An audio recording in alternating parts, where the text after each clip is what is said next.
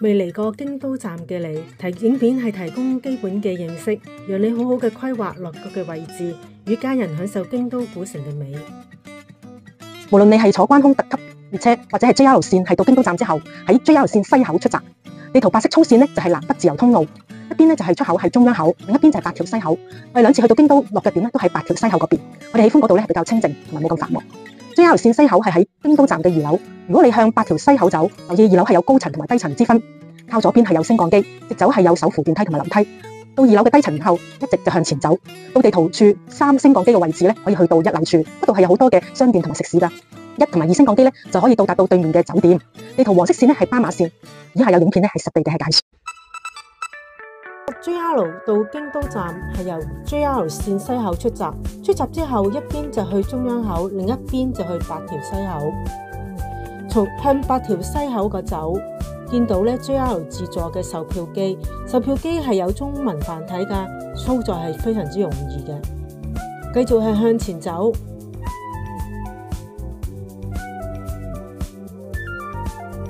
好快就見到有樓梯或者係手扶嘅電梯係到2樓嘅低層，左邊就有升降機可以到達，十分方便㗎。出升降機之後，繼續向前走，見到八條西口嘅出口，右邊嘅升降機係可以到達京都站嘅1樓。前邊左邊嘅升降機呢，就可以到馬路對面嘅酒店，右邊嘅升降機都係可以去到馬路對面嘅酒店㗎。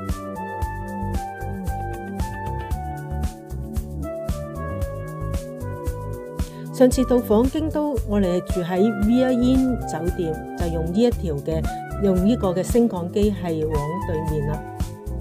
今次入住京都八條都酒店，就用呢個升降機，俾我預算距離火車站唔遠，好方便㗎，行1分鐘左右就到啦。轉左就到酒店，片尾會有酒店嘅開箱，仲會比較下之前同呢間酒店嘅分別。酒店外有斑馬線呢係直達京都嘅車站。京都站橫跨8條通，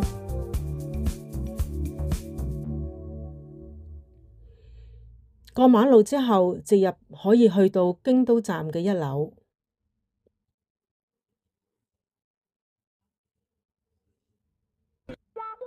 1樓裏面有好多唔同嘅店鋪，你想食咩嘅基本上都有，仲有唔少嘅賣手信嘅地方。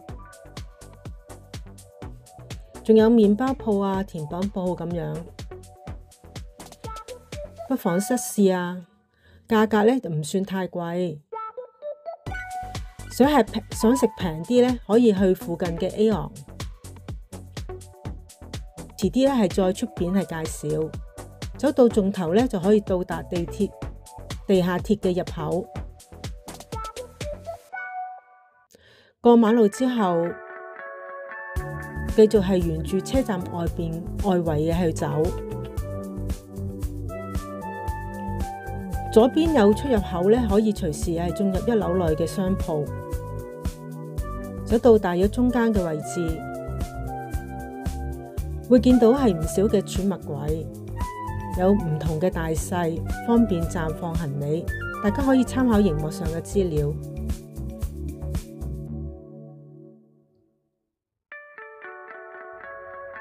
喺落架嘅附近有升降機可以到達2樓。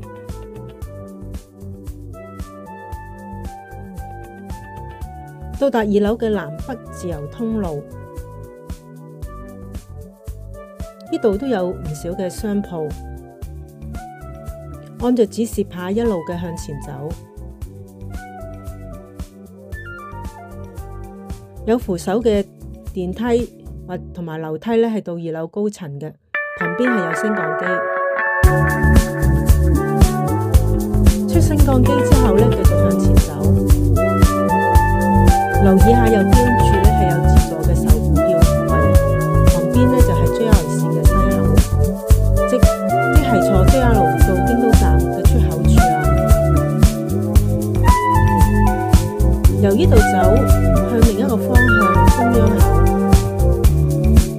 沿路咧可以見到左邊係觀光嘅按內所，隔離就係伊勢丹啦。入內轉左係有升降機往拉麵小路同埋空中徑路，到京都站值得一去㗎。繼續向前走，留意下右邊，右邊轉入去就係中央口。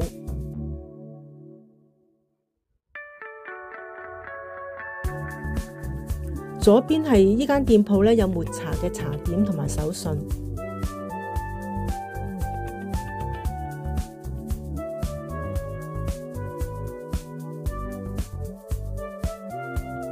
呢度往下望咧，就係中央口嘅位置啦。旁邊係有手扶嘅電梯同埋樓梯咧，可以到達。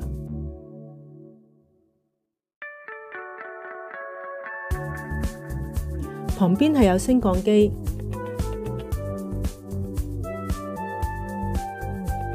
喺呢度可以遠眺京都塔。升降機咧可以到達 JR 東口、JR 線東口同埋地下鐵。升降機到達地面1樓，對面就係地下嘅購物中心入口。留意升降機1樓出口處咧係喺京都站嘅大樓外邊嘅。中央口對出咧就係巴士站啦。今次坐巴士到唔同嘅景點，十分方便㗎。留意放工時間咧，人係好多，係好擠迫㗎。而龍椅嘅上落係順暢，而且可以下車時咧係先付款。今次咧係入住京都8條都嘅酒店，地點咧係比預算方便得多。A 行商場咧就喺酒店嘅後面，而且酒店門口咧就有斑馬線咧直接去到京都站。酒店嘅大堂係非常之大同埋寬闊，入住手續咧係快捷方便。我哋咧係到南山5天遊，大型嘅行李係留喺酒店，所以開箱嘅房間咧係有2款哦。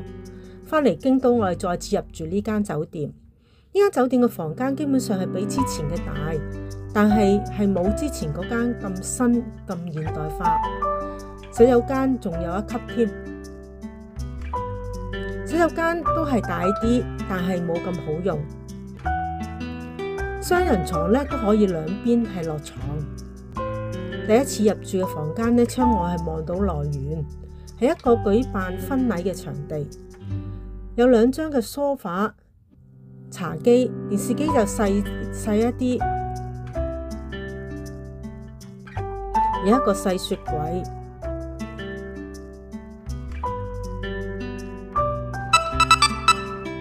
第2次入住嘅房間係有個開放式嘅掛衣櫃，仲有一個多功能設計嘅小櫃，方便又慳地方。電視機係比之前嘅大，2張單人床咧都可以兩邊落床哦。長長嘅梳化有更多嘅空間係放置係物品。今次窗外係望到 A 行嘅商場。右邊係靠近列車，所以有啲噪音，隔音都尚算可以。大堂係有展板介紹酒店嘅歷史。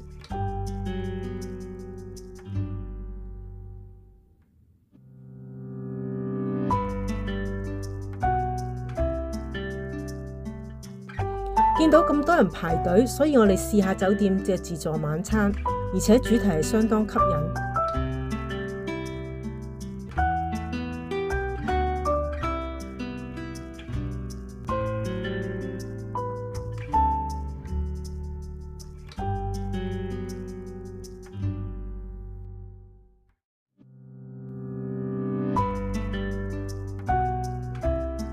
除咗長腳蟹之外咧，仲有用蟹製作嘅唔同款式嘅美食，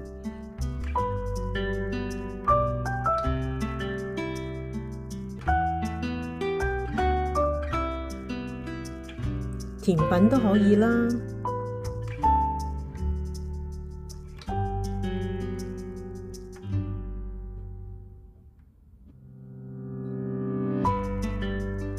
款式咧係都唔少㗎，但我哋主攻咧係蟹同埋魚生。